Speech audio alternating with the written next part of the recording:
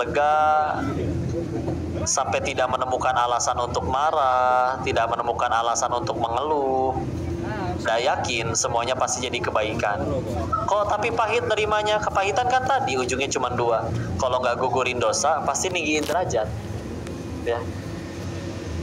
Sedangkan kita kalau pengen ke surga perlu apa, Bu?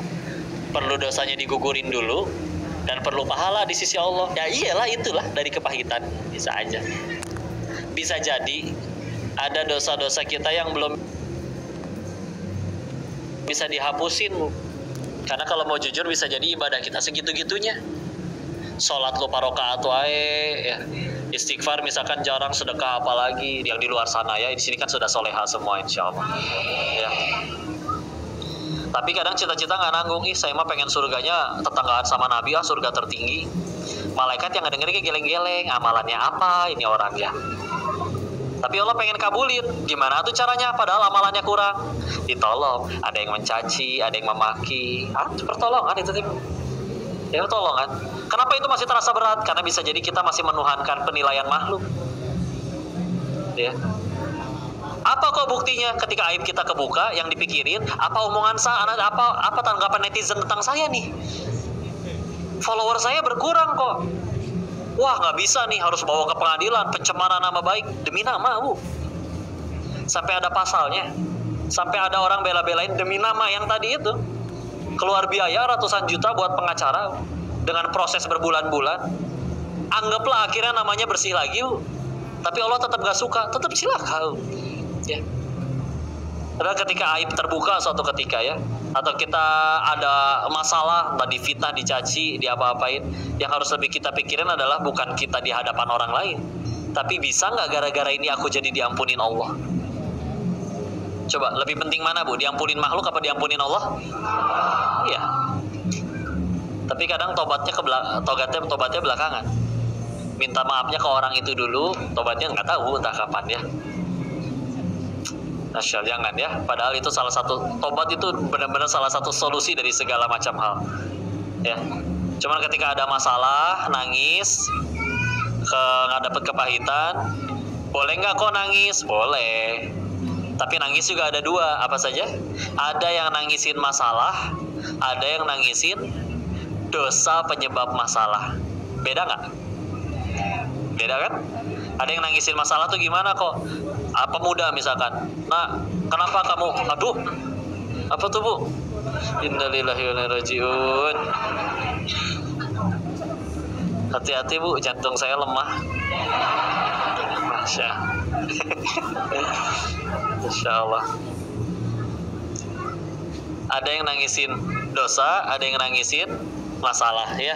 Yang nangisin masalah, kenapa kamu pemuda nangis? Saya diputusin pacar. Terus kok nangis? Iya, saya sudah belikan iPhone 14 Pro Max untuk seluruh keluarganya.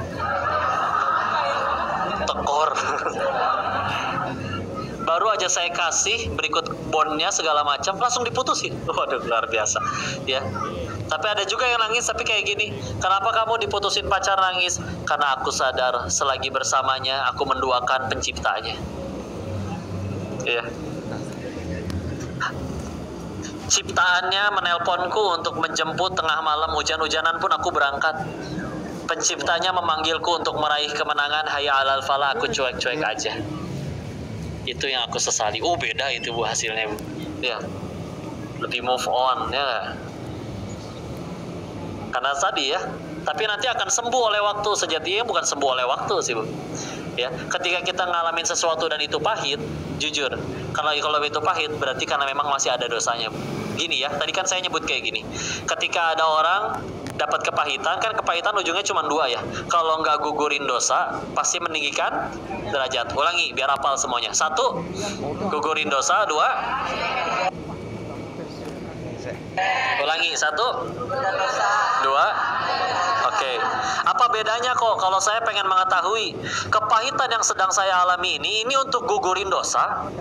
Karena memang saya memang saya mengundang dosa, makanya azab itu datang diundang dosa, atau memang Allah ingin meninggikan derajat kita. Gimana cara nyari taunya? Kalau buat gugurin dosa, rasanya perih luar biasa. Kayak coba lihat tadi, pemuda yang diputusin pacar. untuk menggugurkan dia menduakan Allahnya ketika berpacaran, mau nggak mau perih ya. Kok bengi? Atau misalkan kok iya sih kok dia sholat tapi pas ketinggalan sholat nggak pernah sedih, pas kehilangan uang dia nangis, berarti di hatinya Allah atau uang. Nah itu sama Bu, mendoakan Allah ya. Walaupun kita nggak terang-terangan ada duit kita sembah ya Allah, ya uang, walaupun nggak gitu ya. Tapi ketika ada hal selain Allah yang mendominasi hati kita ya, dan gampang cirinya kalau terasa sakit berarti karena ini diundang oleh dosa, udah gitu aja ya. Makanya kalau ngelihat makanya orang-orang soleh terdahulu pahala lebih banyak, dosa terampuni, kalau ada pun cuma sedikit, ujian lebih berat, tapi tetap jadi manusia yang lebih baik daripada orang kebanyakan, tetap aja lurus ya. Padahal menurut kita dia kok hidupnya pahit amat ya. Nabi Ayub alaihissalam 18 tahun penyakit kulit sekujur tubuh. Pas kena penyakit kulit anak kandungnya 12 orang meninggal barengan. Ladangnya layu, kena wabah, hewan ternaknya mati, kena wabah, hilang semua ya. Tapi tetap minta sembuh, dia malu kepada Allah karena nikmat dari Allah terlalu banyak menurut dirinya. Menurut orang segitu pahitnya beliau, tapi kok beliau terasa terus berbuat baik, terus jadi tetap beramal soleh. Bisa jadi kepahitan itu bukan buat gugurin dosanya beliau, tapi untuk ninggiin derajat beliau. Dan iya mungkin jelas. Apakah jadi hina? Enggak ya kan ya. Tapi kalau ke diri sebaiknya kita berusaha, ya Allah ini kepahitan, pasti ada dosa saya, itu yang dipikir ya. Kalau ke orang baru kamu pasti sedang ingin ditinggikan derajatnya oleh Allah. Jangan kebalik ya. Giliran orang ada dosa suwe, dosa wae sih dihukum ya. Jangan ya. Kalau giliran ke diri sendiri, Masya Allah, Allah pasti, ini Allah kenapa sih pengen ninggin derajat aku terus sih? Iya, aku dikasih ujian terus sih. Nah, kepedean, ya. Jangan seperti itu, ya. Kalau ke diri Allah, ingat dosa, ya. Ingat cerita ibu-ibu yang ini? Keluar dari Masjidil Haram, beres sholat, menatap luasnya lapangan, luasnya langit, banyak manusia, sambil mendongak, tahu-tahu ada sesuatu yang hangat jatuh di jidatnya, ceprot. Apa kira-kira? Burung ya, burung.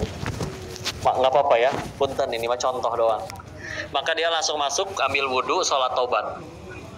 Keluar-keluar, teman-temannya pada nungguin. Perasaan tadi kita keluarnya bareng, kok kamu masuk lagi, baru keluar lagi?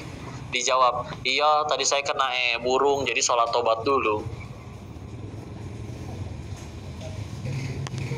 Hah, kela, punten, kumaha. Gimana maksudnya? Kok kena burung, kok tobat? Nah, baru penjelasannya. Coba sok silakan dilihat ya. Tanah segede gini nih lapang ya.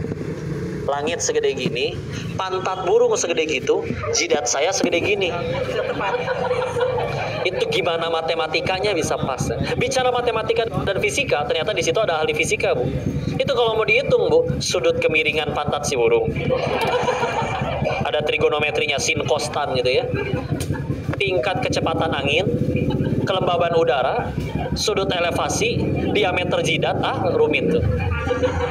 Ya. Apa yang lebih rumit lagi? Tingkat kemulesan si burung. Bisa-bisanya mules ngelihat si ibu.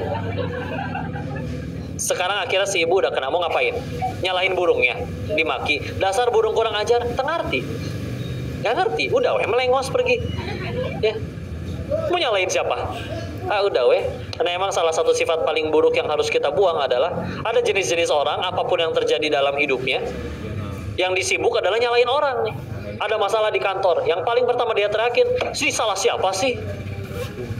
Giliran dapat kambing hitamnya, perbaiki diri enggak, tambah taat enggak, tambah sujud enggak, cuman ikut nambahin aja. Tuh kan udah gue bilang tuh.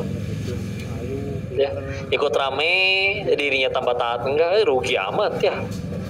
Sedangkan ada orang-orang yang apapun yang terjadi dalam hidupnya, gimana caranya gara-gara ini saya tambah dekat kepada Allah. Dan itu dilakuin oleh semua orang yang soleh asli ya.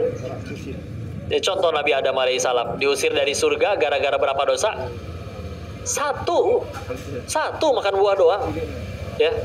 Terus kita yang pengen ke surga, apa dosanya cuma satu? Nah, dua ya? Oh lebih, dua juga. Masya Allah ya. Insya Allah. Tapi kadang PDW kan udah ngaji kok. Padahal Insya Allah ya belum tentu keterima kikian teh ya Allah. Insya Allah. Tapi satu aja keterima sama Allah. Allah punya hak melupakan yang lain. Ya, menghapuskan yang lainnya. Allahnya mah nggak bisa lupa. Ya. Maka itu dia jadi pelajaran. Dan Nabi Adam kan kalau kita pengen jujur kan korban, Bu. Kan yang ngajak pertama siapa? Iblis kan? Tadinya kan nggak mau. Ibarat gini lah. Kita udah di kelas. Pengen belajar. Tahu-tahu datang teman. Bro, bolos yuk. Akhirnya kita ikut bolos. Ya. Setelah bolos, kita ketangkep, yang ngajak nggak ketangkep. Kita ngomong apa ke Pak Guru? Tuh kan, saya kan diajakin Pak. Ya. Apa Nabi Adam ngomong kayak gitu ke Allah? Ya Allah, pan engkau tahu saya teh diajakin, makanya saya yang dihukum. Nggak pakai logat Sunda juga ya, ini mah misal aja. Ya. Kan kau tahu ya. Apa doanya? Malah diabadikan di Quran surat ke-7 Al-A'raf ayat 23. Apal kan semuanya? Rabbana zalamna anfusana wa illam taghfir lana wa tarhamna lanakunanna minal khasirin. Gak perlu nyalain siapa-siapa, beliau dengan tegas berkata, wahai Tuhan kami yang zolim. Ngaku. Makin ngaku, makin duduk, makin Allah tinggiin. Liatin aja. Kami yang zolim, dan jika engkau tidak merahmati dan mengampuni kami yang rugi. Engkau mah gak rugi sama sekali. Ya. Jadi mulia nggak? Iya, ya, sila insya Allah. Gitu ya, jadi sederhana. Balik lagi kepada Allah. Enak kan kalau balik lagi kepada Allah? Skincare terbaik lah sekali lagi ya. Lebih baik daripada ya kayak tadi. Udah berpostur seperti bihun, tinggi, putih, langsing, ya. Bahkan nggak cuma dipakein serum tiap hari, tapi direndam serum tiap hari, ya. Tapi lisannya selalu nyakitin. Orang baru datang, ngapain? Pasti pengen minjem duit ya. Nah, astagfirullah. Padahal dia lagi milad, pengen bagi-bagi makanan. Ya, capek ya. Udah suuzon mah, udah nyakitannya gelisah, panik. Ngapain? Dia pasti pengen jahatin saya nih. Padahal enggak. Ya, udah mah jadi dosa, panik lagi. Nggak enak hati. Ya, nggak ada untung-untungnya. Ya, Insya Allah. Maka meskipun seperti itu, tetap capek, nggak enak ya. Adalah skincare terbaiknya adalah hati yang bersih, kembali kepada Allah. Nanti pasti pengen istiqomah ya, karena kalau nggak repot ya. Atau kadang kalau mau boleh secara fisiknya ya silakan ya, kalau mau sambil jaga wudhu. Saya paham, tapi ya memang bagi laki-laki jaga wudhu itu mudah. Tinggal lingkis, gulung celana, gulung tangan. Kadang tangannya tangan pendek ya, bisa langsung ya lepas topi ya. Perempuan memang masya Allah, begitu nyampe tempat wudhu kerudungnya segi 4 ya nggak. Yang pertama dipikirin ini naruh jarum pentul di mana ya. Nggak ada tempat diselipin entah di mana. Beres kerudung segi 4, dalamnya ada ciput ya. Nggak ada tempat gantungan. Kadang ada yang punya kemampuan bisa meletakkan kerudung yang dibuntel dengan ciput di atas kepala sambil wudhu. Itu teknik luar biasa, Bu. Keseimbangannya tak tertandingi itu. Entah kepalanya rata, lapang apa gimana itu teh. Beres itu di tangan ada manset. Digulung suka turun lagi kalau yang nggak enak, yang nggak pakai karet. Di kaki ada kaos kaki, Bu. Dilepas di luar, ada yang bukan mahram, dimasukin ke dalam pasti basah.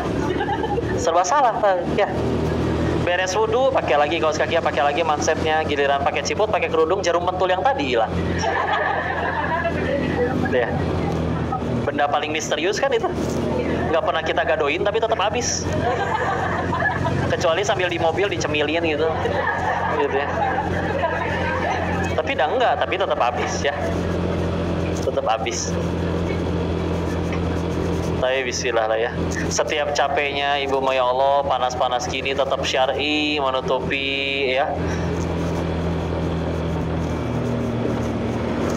Karena kepanasannya nggak akan Allah sia-siakan, tambah mulia derajatnya di sisi Allah. Adalah gampang kalau pengen bahagia mah gampang ya.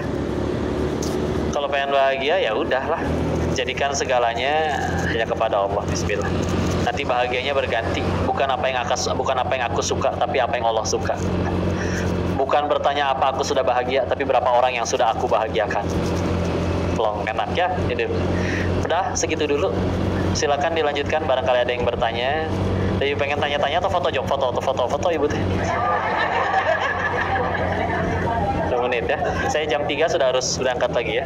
Insya Allah. Enggak.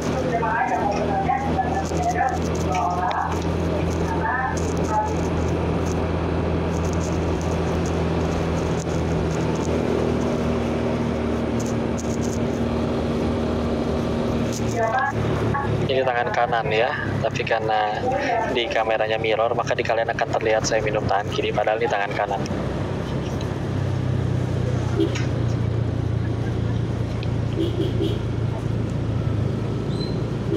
Salam.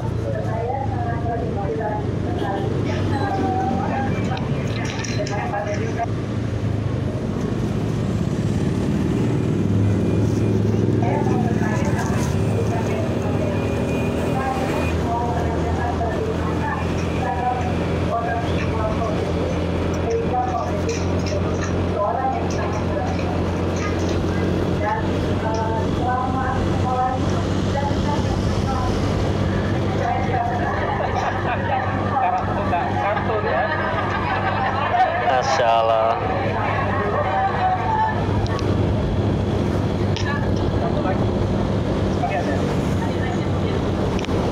Di Taiwan insya Allah nanti Agustus ya. Agustus ada jadwal ke Taiwan.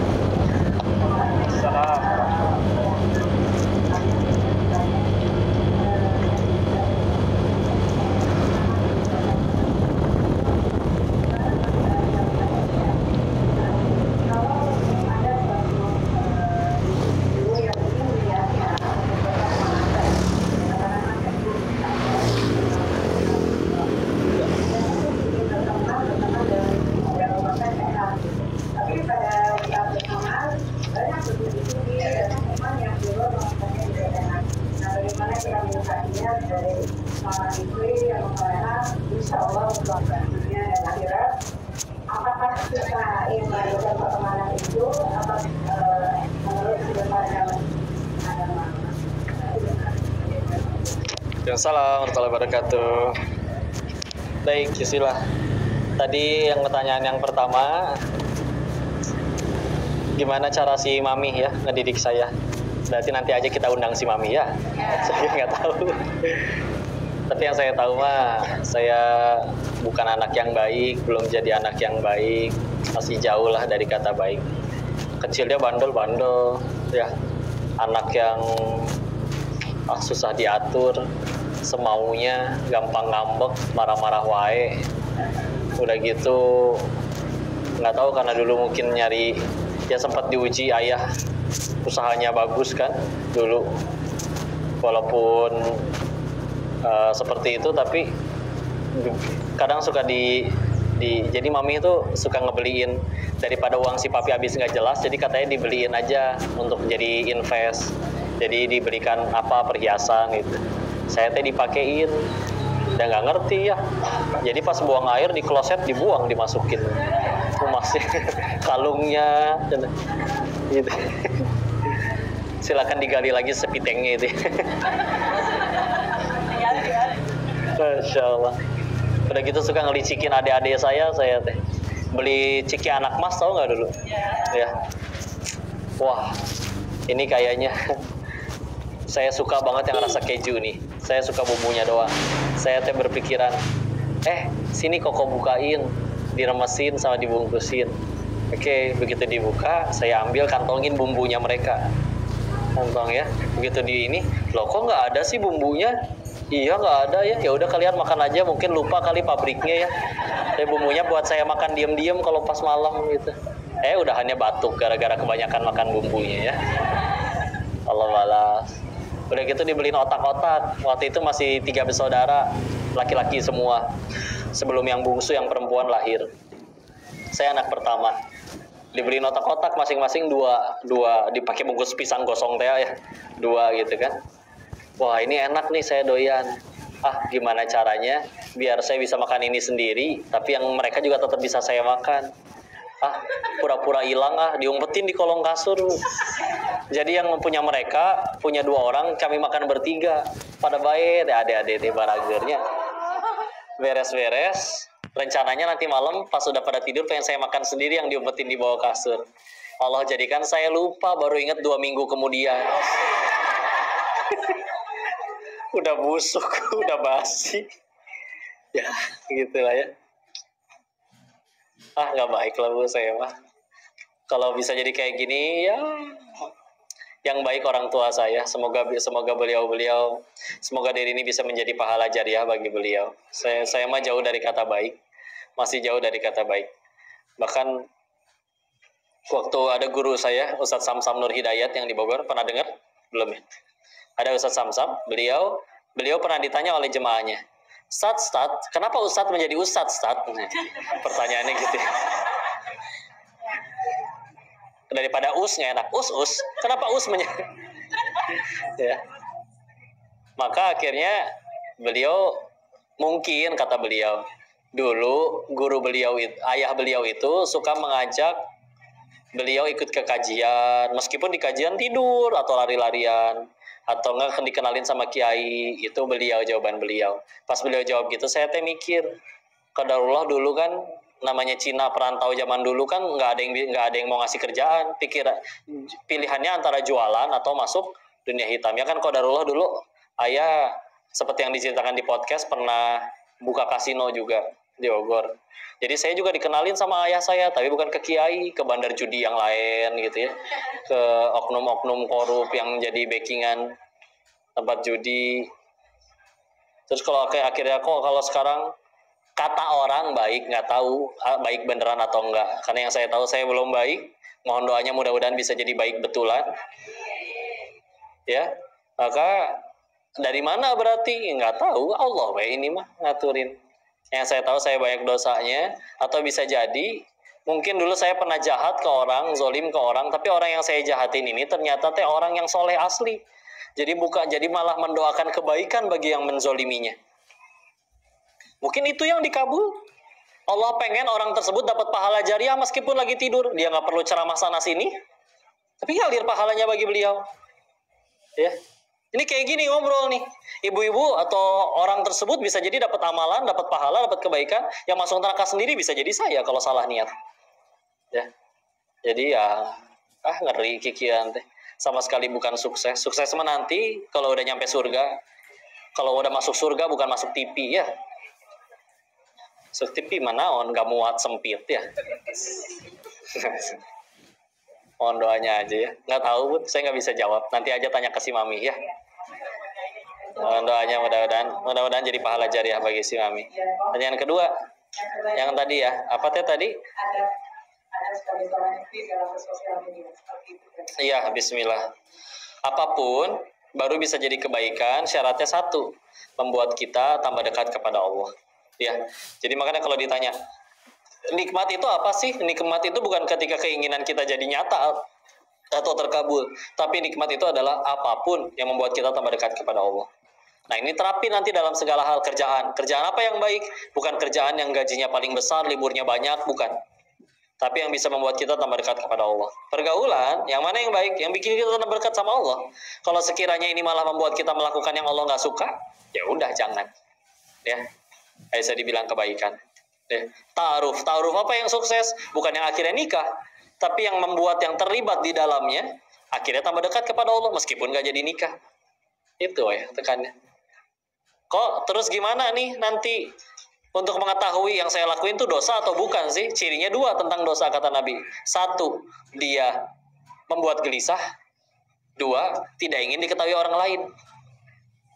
Coba seorang istri WA-an sama teman reuninya yang dianya juga udah sama-sama punya istri, ya. Jadi sama-sama udah berumah tangga tapi WA-an. Kira-kira pengen dibaca suaminya nggak? Enggak, ya berarti ada yang salah. Karena kalau misalkan itu kebaikan kan nggak akan membuat gelisah. Kayak koruptor gitu ya. Apakah ada koruptor update status? Alhamdulillah aku berhasil makan uang rakyat 1 miliar hari ini. Kenapa nggak ada? Tahu itu salah. 1, membuat gelisah. 2, tidak ingin diketahui orang lain. Ya. Ya lihatnya apa, suatu perbuatan itu kalau kita ngelakuinnya gelisah, bikin gelisah, takut ketahuan, dan tadi ya tidak ingin diketahui orang lain, ya udah tinggalkan.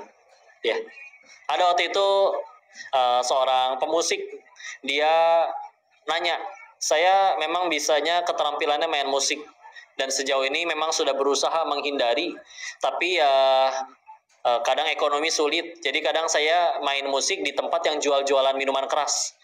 Nah, itu haram nggak ya kok bagi saya? Saya jawab, kalau pengen bicara pakai fikih gampang. Tapi masalahnya fikih hanya bicara boleh atau tidak, halal atau haram, selesai. Jawaban paling baik itu, kita lihat di atas fikih selalu ada yang namanya takwa. Nah, kalau udah pakai kacamata takwa, beda dengan fikih. Kacamata takwa itu yang dibahas bukan boleh atau tidak, tapi Allah suka atau tidak, udah gitu aja. Baca komik misalkan, dosa nggak? Bisa jadi nggak dosa. Tapi kalau pakai kacamata takwa, aku tahu aku lebih suka, aku akan lebih dicintai Allah kalau aku baca Quran, bukan baca komik. Nggak peduli aku hukumnya baca komik itu apa, yang aku tahu dicintai Allah, baca Quran lebih dicintai Allah. Itu akhirnya yang dia pilih. Oh, itu akan selalu lebih menenangkan dan menenteramkan. Kalau saya tinggal tanya balik, Bapak sampai nanya kayak gini ke saya aja, berarti itu Bapak gelisah. Dan kata Nabi, sesuatu yang tidak baik itu pasti cirinya dua, membuat gelisah dan tidak ingin diketahui orang lain. Oke, mungkin orang lain tahu, tapi Bapak gelisah nggak? Ya gelisah, udah gimana? Karena kalau emang dia benar-benar udah di jalan kebaikan gitu ya. Ada gitu orang yang udah takwa, soleh, jadi imam, ikut bakti di masjid segala macam, terus curhat, saya sampai kapan ya hidup lurus kayak gini, kayaknya akan diazab lagi. Nggak ada, ya. Nggak ada. Udah tenang soalnya hidupnya. Tidak disesali dan yang lain-lain. Ya, jadi udahlah. Jadi setiap kali ada ngelakuin perbuatan sesuatu, nggak cuma dalam interaksi dengan siapapun, dengan lawan jenis atau siapa, dengan suami orang, dengan istri orang, dengan siapapun, sederhana. Perbuatannya apapun, yang pertama ditanya, ini Allah suka nggak? Buat saya tambah disukai Allah atau enggak? Nanti lebih aman, benar-benar lebih aman. Ya. Kalau memang udah kepepet kok gimana? Namanya kita satu kerjaan, ya udah ketemu di tempat kantor aja, karena memang kerja bukan karena janjian. Dan yang dibahas ya udah sesuai kerjaan aja, gak usah ada tambahannya. Kamu udah makan belum? Aku ada es krim nih, kita turun yuk ke lobi bareng makan.